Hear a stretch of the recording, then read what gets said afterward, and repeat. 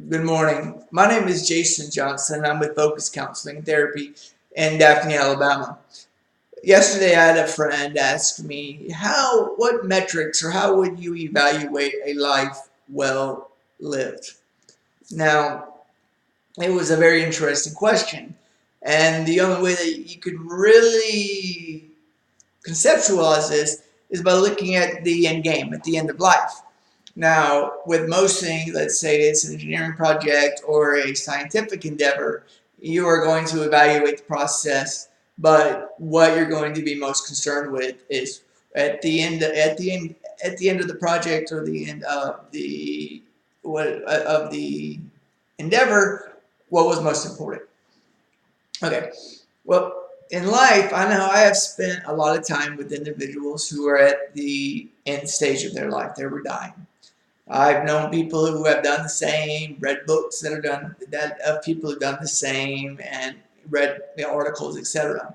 And there's a consistent pattern there that cannot be refuted, and that is, what do people find at the end of life was most important? Now, first of all, regrets. Everybody's going to have regrets, but you never rarely have anybody ever say that they regret that they made more money, or they regret that they spent so much time helping people, or they regretted their devotion to their faith, or they regretted the devotion to their family. Quite the contrary. Usually the things that are most important to them, the things that they value the most, were those things that had to do with other people.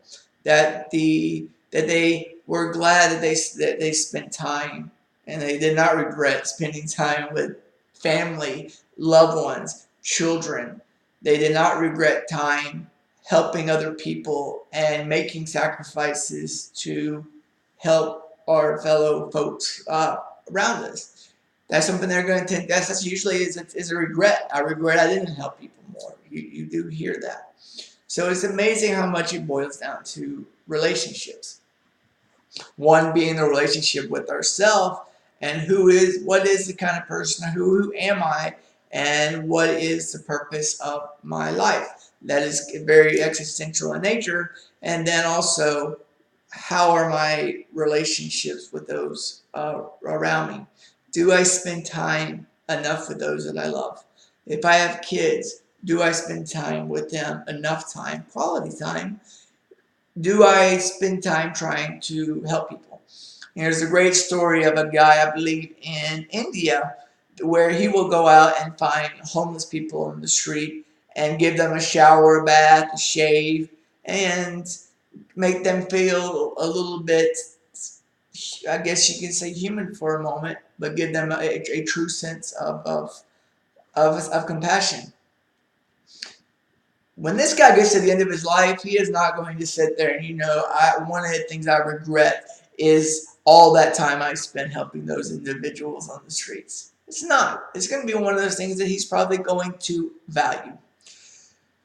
The reason this is so important to look at is because not just us, but especially everybody, and especially young people, what are they being told is of importance. So much of it is based on careers, money, status, looks, etc. None of those things are wrong in of themselves, but when they become the focal point of our life at the cost of our relationship with ourselves and the relationship with those around us that we love, then it becomes a problem. But yet that we are constantly being told, young people are constantly being told, especially on social media, that is what they should be chasing after. We need to try to combat this terribly so. And there's efforts out there to do that.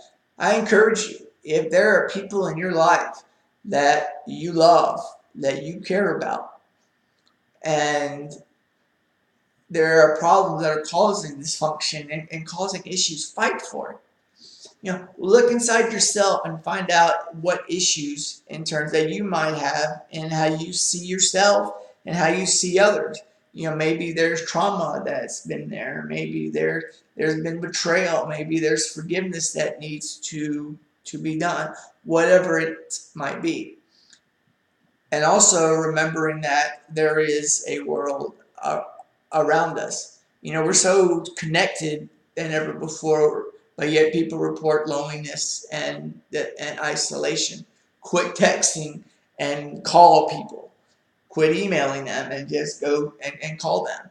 Uh, Go across the street and see your neighbor, because at the end game, when we evaluate what makes life worth living, what makes a good life, it's not the stuff, it's not necessarily the achievements. It is going to be the relationships to others and how we treated our fellow humans around us that may or may not be in need. Very, very simple answer to a complex question, very existential in nature, but it's something that's very much worth considering. And if you would like to talk about it any more, or go into any more depth, I welcome your comments. You can learn more about my practice at jjohnsoncounseling.com, or you can email me at jjohnsoncounseling.com, and I'd be happy to talk to you and this concept or others. So thank you for your time, and have a great week.